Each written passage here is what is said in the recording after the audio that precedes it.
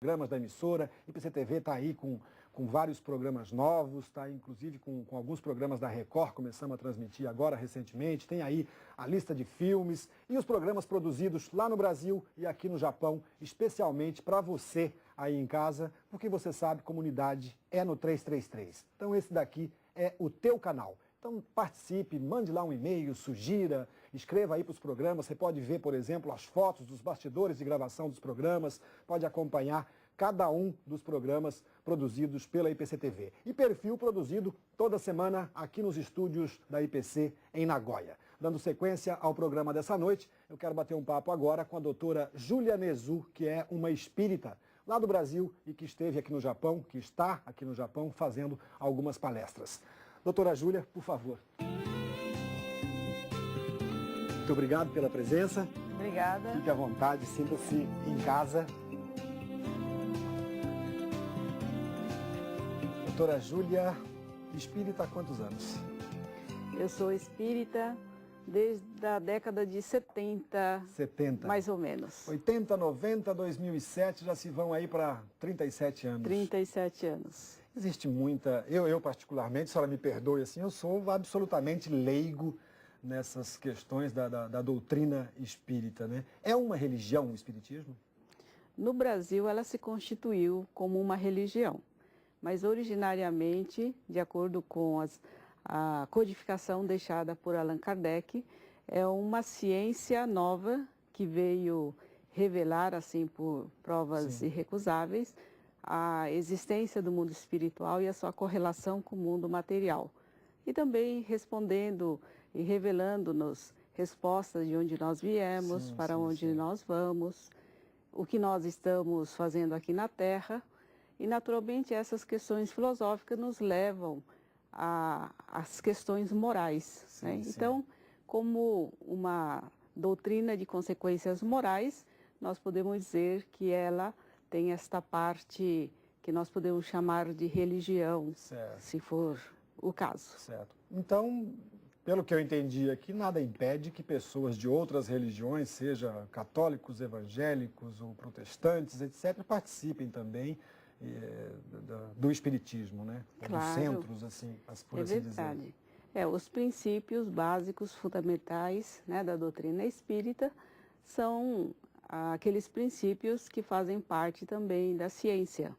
Então, em sendo a ciência universal, as outras religiões naturalmente poderão integrar ou integram já, naturalmente todas elas têm a sua doutrina, e as suas doutrinas, quanto mais, vamos dizer assim, se aproximam, né, da ciência e das comprovações científicas, então elas fazem parte de diversas religiões simultaneamente. Nós já entramos direto falando aí de espiritismo, mas eu anunciei antes que a senhora é uma advogada, administradora de empresas. Que outras atividades a senhora desenvolve aí, a parte dessa dedicação da senhora ao espiritismo? Olha, ao longo do tempo, eu venho também atuando um pouco na área de comunicação. Área de comunicação, em São Paulo? Em São Paulo. Então, dirigi alguns jornais, né? Não como jornalista, porque eu não tenho formação nessa área, mas em nível de diretoria. E também participamos em São Paulo de um programa radiofônico espírita, onde nós trabalhamos as notícias à luz da doutrina espírita. E a senhora exerce o direito ainda como advogada lá? Exerço. Atende muitos brasileiros assim que moram no Japão e que de repente dizem: doutora Júlia, estou com um problema aqui, estou me separando, é problema de filho, é crime. Tem atendido? Não. Qual é a área da senhora no direito? Olha, eu tenho trabalhado mais na área de reorganização de empreendimentos imobiliários. Né? Então, mas de vez em quando chega um amigo, pede para ver uma questão de divórcio, né? Ou separação, alguma coisa assim.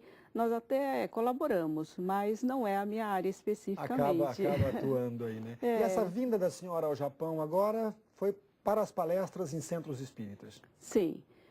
Nós identificamos no Japão pelo menos meia dúzia de centros espíritas que estão organizados e que também já possuem centros, núcleos de estudo, Então, a partir de uma amiga minha de muitos anos que mora aqui no Japão, nós acabamos aceitando fazer a palestra em um grupo e depois os outros grupos Certo. também. Eles se manifestaram e acabei viajando diversas partes do Japão para cumprir, né, essa programação de palestras e seminários A espíritas. senhora vem sempre ao Japão? É a primeira Não. vez? Qual é a frequência de vindas? Não, é a primeira vez que eu venho ao Japão. Primeira vez que É vem a ao Japão. primeira vez. Eu soube, a senhora comentou, deixou escapar aqui, que a senhora trouxe o pai junto. Trouxe. Me conta essa história. É verdade. Eu trouxe o meu pai, a minha mãe, né? O meu pai está no Japão há quase 70 anos. No Brasil. Perdão, eu já estou falando Japão, né? No Brasil há quase 70 anos. Ele chegou lá com 10, 11 anos de idade, né? Então, não, 75 anos acho, porque ele já tem 85 anos de idade. E ele nunca teve, assim, muito interesse de vir ao Japão, até porque ele constitui sua família e toda a sua base está lá. Mas este ano, o ano passado, quando eu o convidei para que ele viesse ao Japão, ele se entusiasmou. Olha só. Perguntei ao seu médico se ele poderia viajar, né, fazer uma viagem longa, e ele disse que sim. Então, trouxe o meu pai. Pela primeira vez? Pela primeira vez. Olha, foi ao Brasil com 10 anos de idade e volta ao Japão 70 anos depois. Ele volta ao Japão 75 anos depois. De que região ele era aqui? Olha, ele nasceu em Osaka, onde ele se encontra hospedado na casa da minha irmã. E ele, logo em seguida, após o seu nascimento, ele foi para Hiroshima. Hiroshima. Eu imagino que 75 anos depois, teu pai não conhece mais o Japão, né? Não conhece. Tido uma transformação muito grande aí, né? É verdade. Ele esteve em Hiroshima, através do relato da minha irmã, do meu cunhado, que o levaram até lá.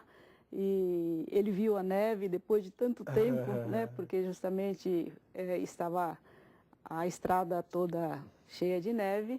E diz que ele ficou muito emocionado. Quando ele desceu aqui em Itami, no aeroporto de Osaka, nossa, eu vi o meu pai ter os seus olhos cheios de lágrimas, porque acho que ele não esperava uma emoção muito grande. Pelo menos nessa vida atual, né, de retornar ao Japão.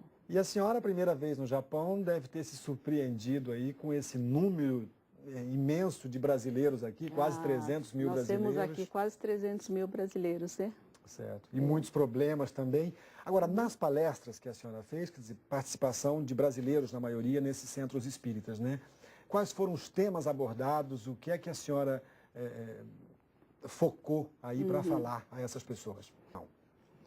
É verdade. Nós fizemos essa palestra sobre depressão por solicitação do Centro Espírita Laços Eternos de Shizuoka, né? Que é um centro espírita onde atendem homeless japoneses e realizam evangelho, sessão de evangelho e também atendem, e tem grupos de estudo lá.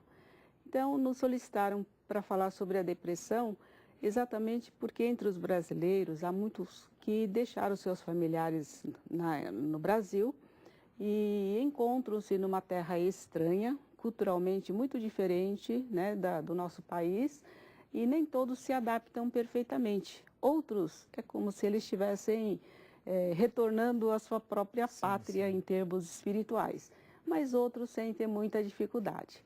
E justamente essas dificuldades e até o problema do idioma, que as pessoas chegam não falando japonês. Leva à depressão, né? E acaba levando à depressão. Então, segundo a nossa visão, isso também é uma falta de espiritualidade, falta de acreditar em Deus, né? E também as questões de reformulação interior, de pensamento interior, porque a construção da nossa vida depende de como nós pensamos, de como nós pensamos. Olha, foram temas muito diversificados, né? Em Chiba, que é o primeiro centro espírita fundado aqui no Japão, foi fundado em 1991, 92, mais ou menos, né? E naquele local eu fiz um seminário sobre educação mediúnica e falei sobre a família nos dias atuais. Certo. e também nos outros locais. Então, cada local pediu um tema diferenciado. Sim. Né? Eu sei que um dos temas foi depressão. Sim. A senhora acredita, tem conhecimento de muitos casos de depressão entre os brasileiros aqui e dentro da doutrina espírita, dentro do que a senhora prega, qual seria a alternativa para que essas pessoas evitem a depressão?